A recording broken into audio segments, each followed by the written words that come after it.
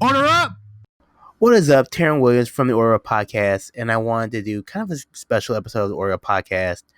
I'm a little bit different than my normal content, not talking about video games or cooking or things of that nature, but I did want to touch on some of the things that were kind of happening in the world right now with all the George Floyd protests that's been going on over the past couple of days, all the protests that have been seen around the world, riots and looting and things like that, and, kind of people spreading like false information and things like that. And then, of course, Blackout Tuesday currently when I'm posting this, and just kind of speaking a little bit from my heart. So this might be a little bit all over the place.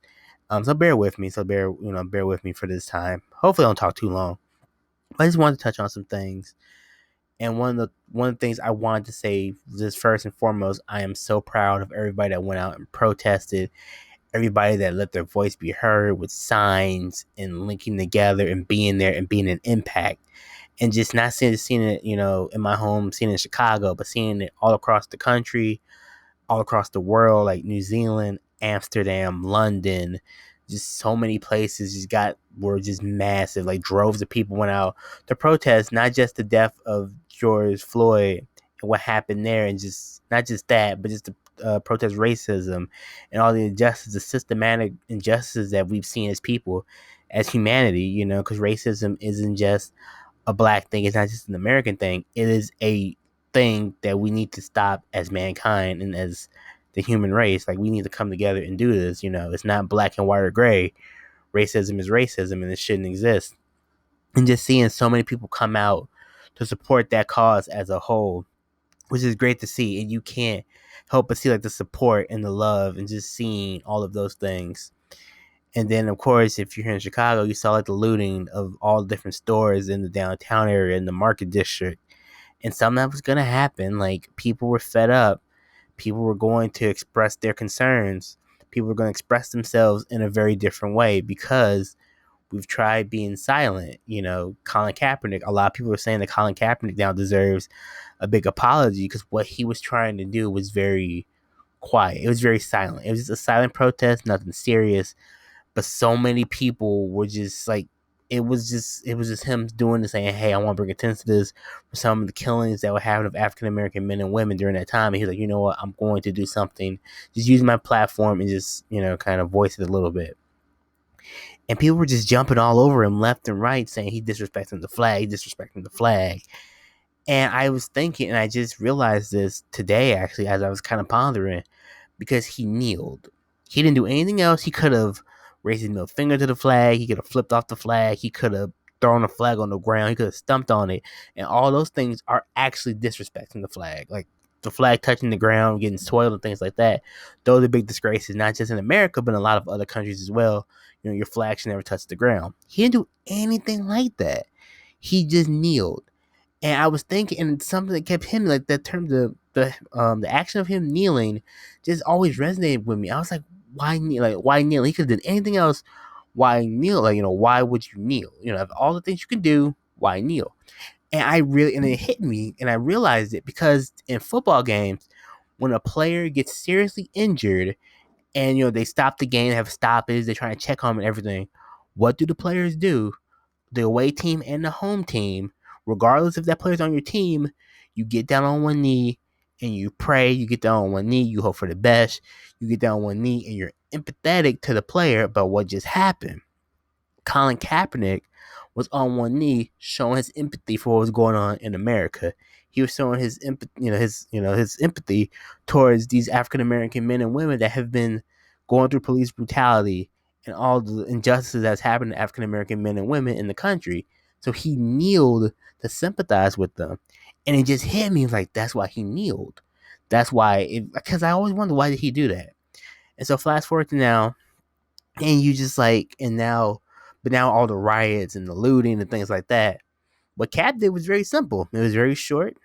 Didn't say anything about it. He did it. As the national anthem was done, he got up, went back to the bench.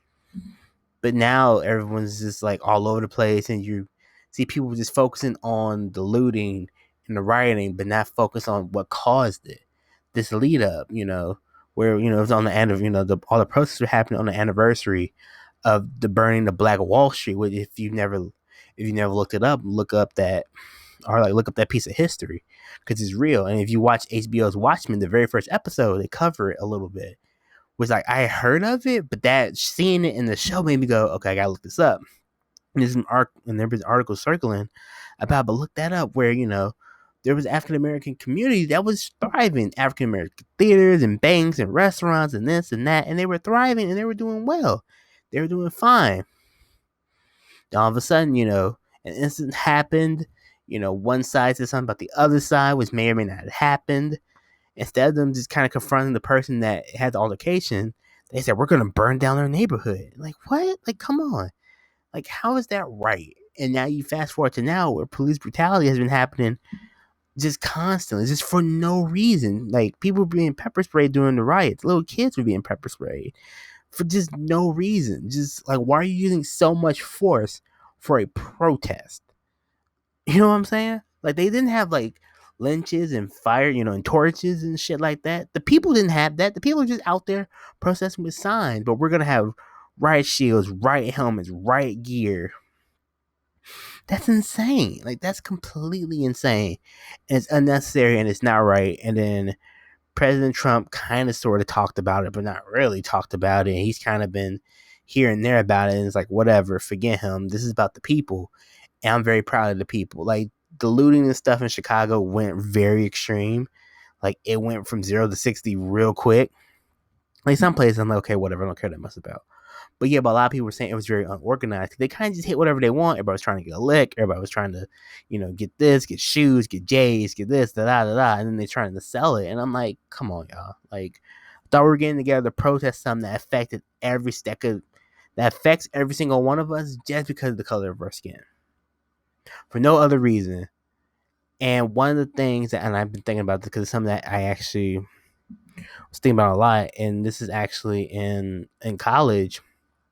One of my classmates, he was, we were probably about the same age. He was also black. He was African American.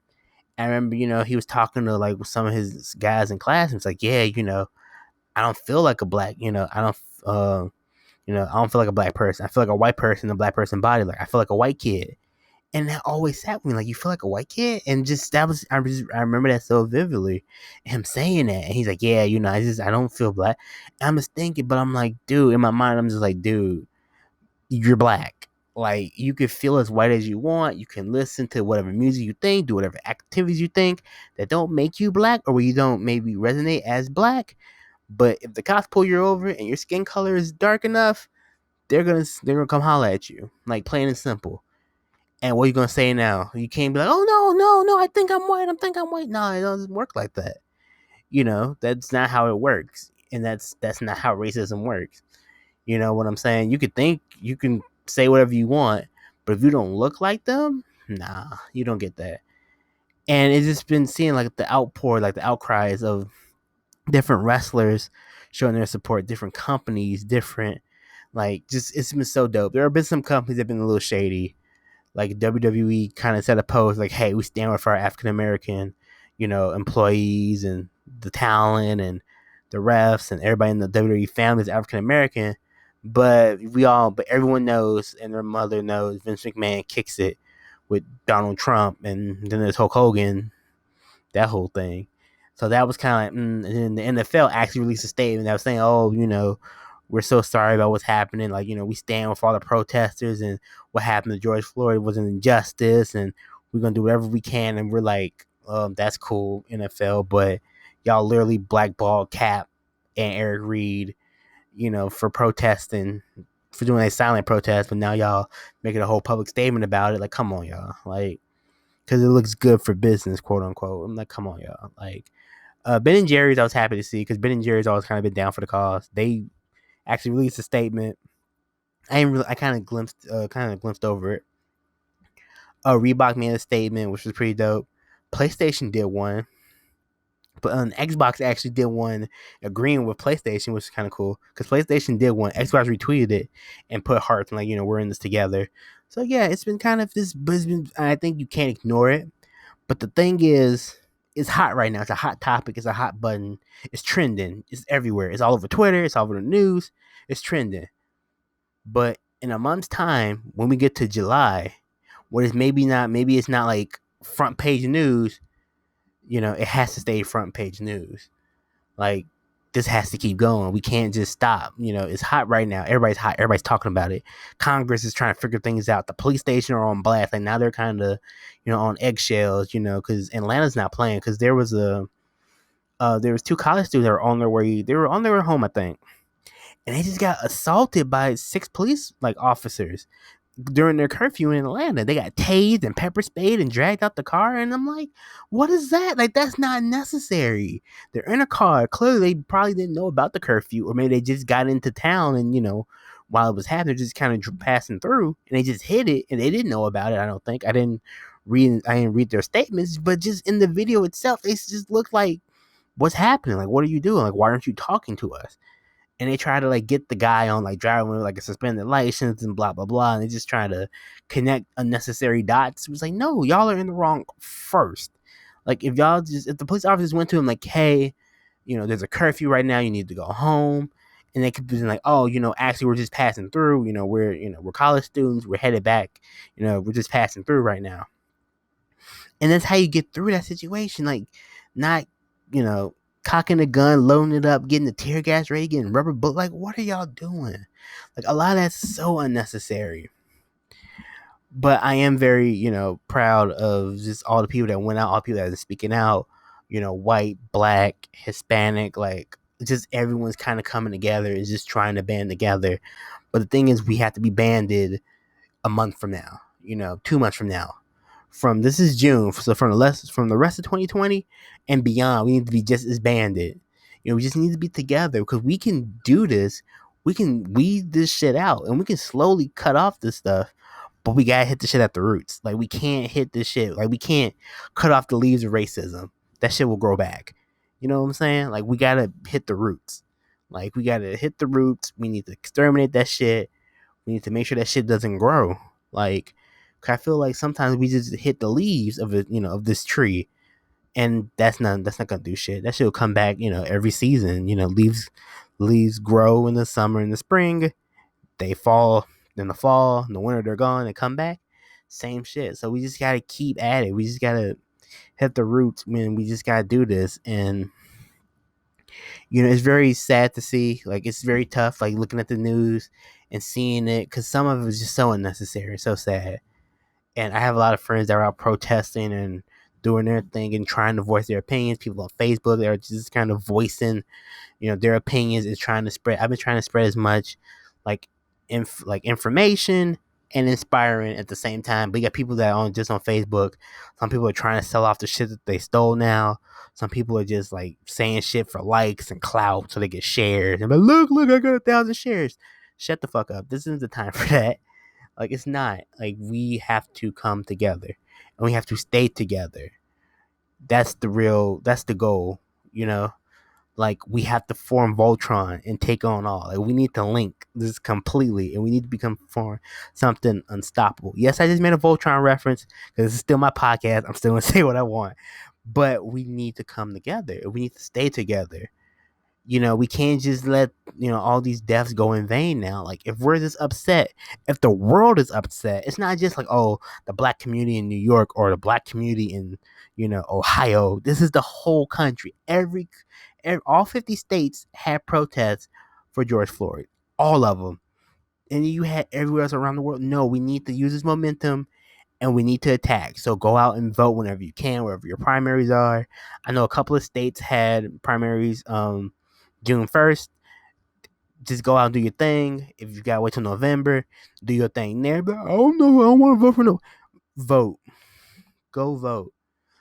I'm praying that, like, we have our voting numbers for 2020 are insane. Like, damn the pandemic. Like, it sucks. We're gonna get through that, but we need to still vote. Like, we need to go vote. We gotta do an absentee vote. You got to vote through the mail. If you got to do it online, if someone, whatever you have to do to vote, we need to vote. And we need to hit this shit. We need to hit this shit hard. Because 2020, with all the crazy shit that happened in 2020, this should be the year where we have outstanding voter numbers, where everyone come out of the woodworks. Just everybody. Like, your dog should go vote. That's illegal as hell, but your dog should vote. You know what I'm saying? Like get your pet to vote. Get your cat out there. Get Mr. Fluffington out there and get them to vote. But we need to do this. It's so many people die for the right for us to vote. We have to vote. You can say I don't like any of the candidates. Well, you see what Donald Trump is doing. You see it visually. Like we've seen it visually for 4 years. What he's been doing, what he's about. He tweets it all the time. How he gets down. If you don't want that anymore, we need this. Like I kind of made a post. Like we have to end systematic racism, systematic segregation. We have to get rid of the shit for generations, not for 24 hours, not for 365 days, not for a week. We need this shit. We need to get rid of this shit so this shit can last generations. So our kids can fight different battles and not the same ones that they've been fighting for over 100 years. Longer than that. They deserve better. We have to do better. So let's get out there and do this. And we can do it. We can do it. We have to do it as a unit, Wherever you do. If it's just signing a petition online, if you can donate money, sharing links, just letting people know what's up. Just do what you can. No one's asking you to go out there and vote. If that's not your thing. You can just sign a petition from the crib. You can share, send a text message to somebody. Like, hey, here's some links. Here's a petition we could sign. If you can give $5 to something, give $5 to something. If you can go out and clean, go out and clean. There's many ways we can help. We all just have to do a little bit. You only got to do 1%. If everybody does 1%, we're good. Nothing can stop us. But thank you for checking out this brand new episode of or a podcast. When I put this video on YouTube, so the YouTube version will have link to one of the Black Lives Matters like websites. It has links to a bunch of other places to like sign petitions and donate and things like that. So when it comes up on YouTube, I'll definitely have that link in there for you guys. I'll post it. It's on Facebook. I'll try to post it on Instagram as well. But thank you so much for supporting me in the podcast. Keep your heads up, keep inspiring, keep motivating, and keep being the change that you want to see in the world. Again, I'm Taryn Williams. This has been a new episode of the Order of Podcast. Always and forever, slicing, dicing, gaming. It's not just a motto, it's a lifestyle. Later.